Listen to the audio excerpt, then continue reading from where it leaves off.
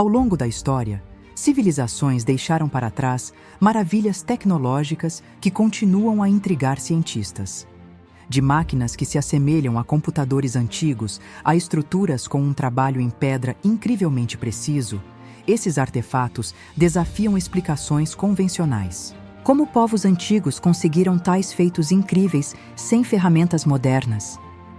Algumas descobertas desafiam tudo o que pensávamos saber sobre a história, sugerindo conhecimento perdido ou até mesmo princípios científicos avançados ocultos no tempo.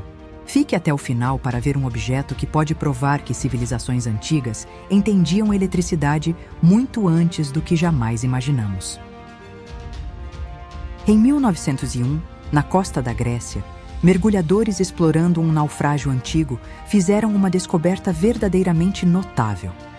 Entre os tesouros de um navio há muito perdido, encontraram um artefato de bronze corroído, coberto de engrenagens, mostradores e inscrições. À primeira vista, parecia apenas um pedaço de metal enferrujado, mas estudos posteriores revelaram algo muito mais avançado. O mecanismo de Anticítera é agora reconhecido como o mais antigo computador analógico conhecido, capaz de prever movimentos celestes com precisão impressionante. Construído por volta de 100 a.C., seu complexo sistema de engrenagens e mostradores permitia acompanhar os movimentos do Sol, da Lua e dos planetas, funcionando como uma calculadora astronômica avançada. O que torna esse dispositivo tão impressionante é que seu nível de engenharia e complexidade era considerado impossível para a época. A precisão de suas engrenagens rivaliza com a de relojoeiros do século XVIII.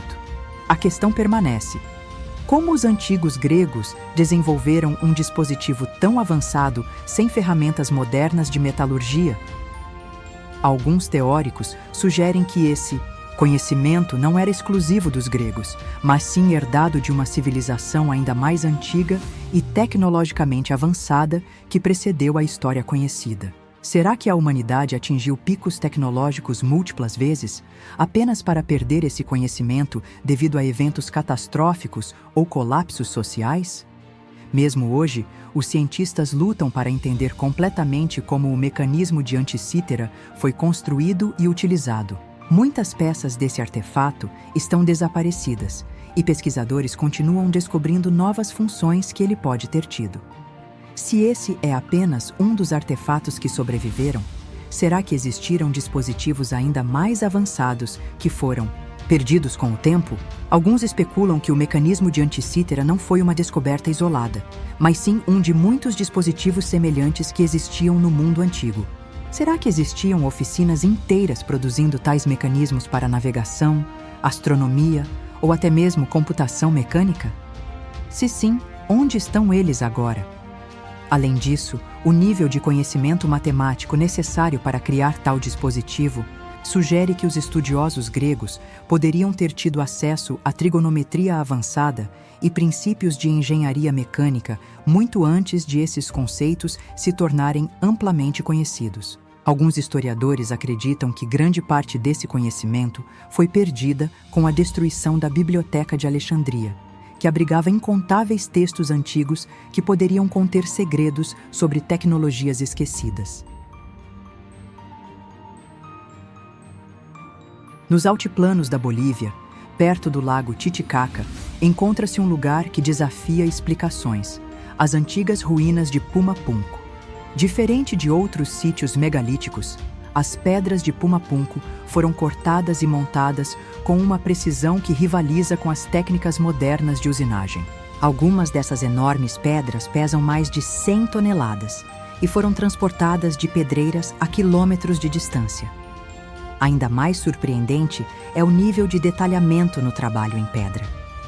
Esses blocos se encaixam como peças de um quebra-cabeça, com juntas perfeitamente interligadas e ângulos retos suaves, um feito que hoje exigiria ferramentas guiadas a laser. Arqueólogos convencionais argumentam que a civilização Tiwanaku, que viveu na região por volta de 500 a.C., construiu Pumapunku.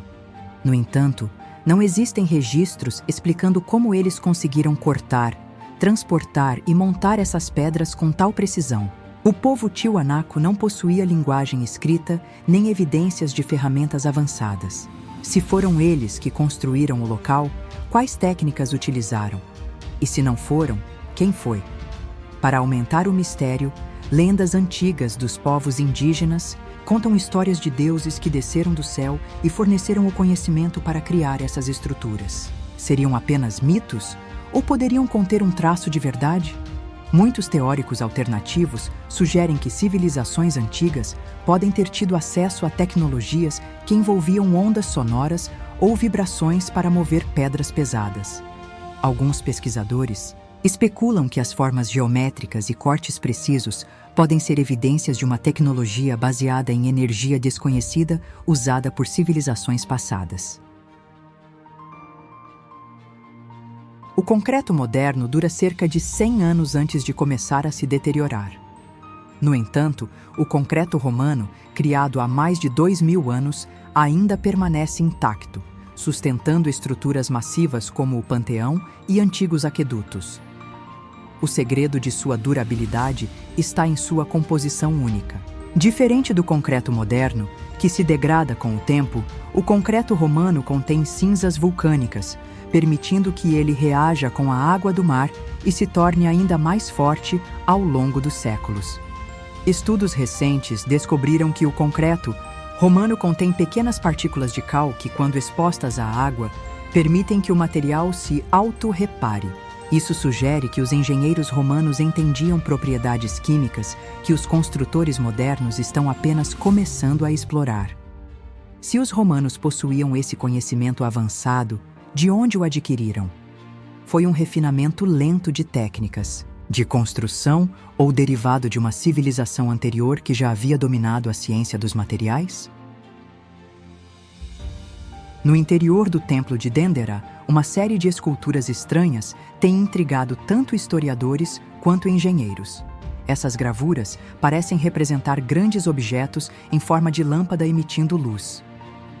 Alguns pesquisadores acreditam que isso poderia ser evidência de uma tecnologia elétrica antiga, existindo milhares de anos antes de sua descoberta oficial. Uma teoria sugere que os egípcios poderiam ter usado reações eletroquímicas para gerar luz em espaços fechados, como tumbas e templos, onde tochas tradicionais não seriam práticas devido à falta de oxigênio e ventilação. O que torna essa questão ainda mais intrigante é o fato de que nenhuma fuligem foi encontrada em muitas tumbas egípcias, algo que deveria estar presente caso eles tivessem usado tochas à base de fogo. Será que eles tinham acesso a uma forma primitiva de eletricidade? Os céticos argumentam que os relevos de Dendera são puramente simbólicos, representando ideias religiosas ou mitológicas em vez de uma tecnologia real.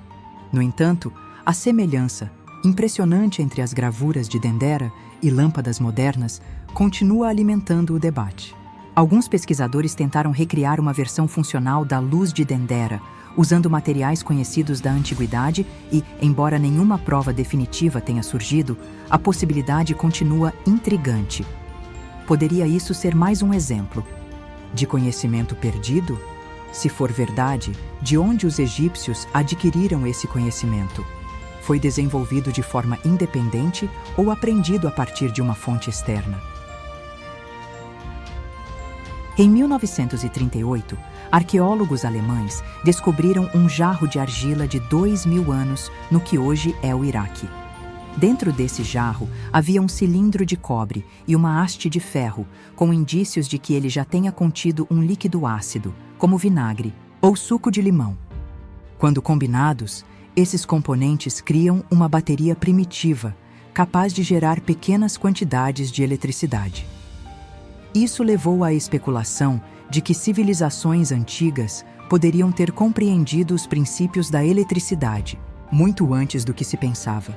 Alguns sugerem que essas primeiras baterias eram usadas para eletroplaqueamento de ouro em estátuas e artefatos, indicando um conhecimento surpreendentemente avançado de química. Se civilizações antigas estavam experimentando com eletricidade há milhares de anos, que outro conhecimento avançado elas poderiam ter possuído e que se perdeu ao longo do tempo? No entanto, nem todos os estudiosos concordam com a interpretação elétrica da bateria de Bagdá.